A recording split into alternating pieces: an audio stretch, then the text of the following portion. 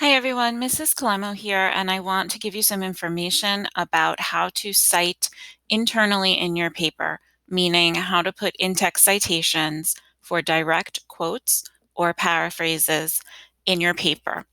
So I have up here on the screen the sample paper that's posted on the Symbaloo page.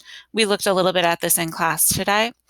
And I was speaking specifically, like an example right here.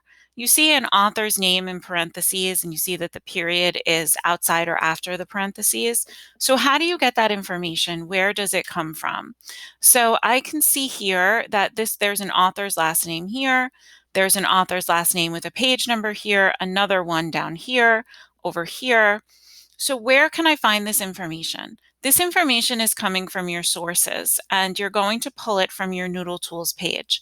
So as you're writing your paper, it would definitely make sense to have Noodle Tools open and take a look to see, okay, where is or who is the author's last name? So for something like this is very easy. I could see that Kelly right here is the author's last name, and I could just copy this and paste Kelly and put it in my paper. It would go in parentheses at the end of my direct quotation or paraphrase.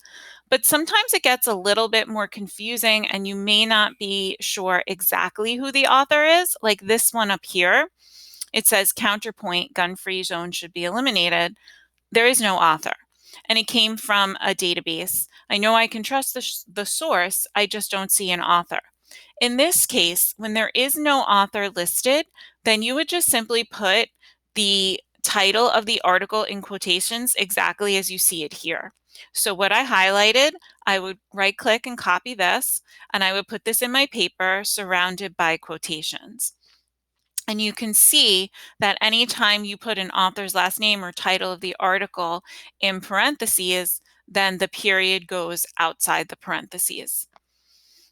You would do this anytime you paraphrased, but also for direct quotations. So I can see here that this author is citing statistics. This would be another example of when I would need to use in-text citations.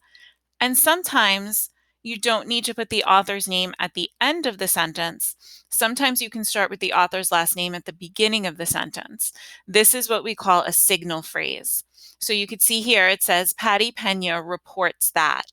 So a signal phrase could be something like, according to the New York Times article, and then you could go into your facts or your statistics. Declares that, argues that, believes that, all of these are examples of signal phrases.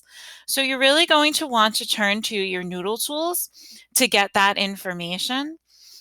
If there is no author last name listed, then you would go to the title of the article in quotations, and you would just take this and copy it, put it in parentheses in your paper after your direct quotation or your paraphrase. If you have any questions about citing things in your paper, internal citations, you're not sure what to do, please reach out to me. I put my email addresses in the chat of our Zoom this morning. You can send me an email, kalemom@gcufsd.net, or reach out to me on Google.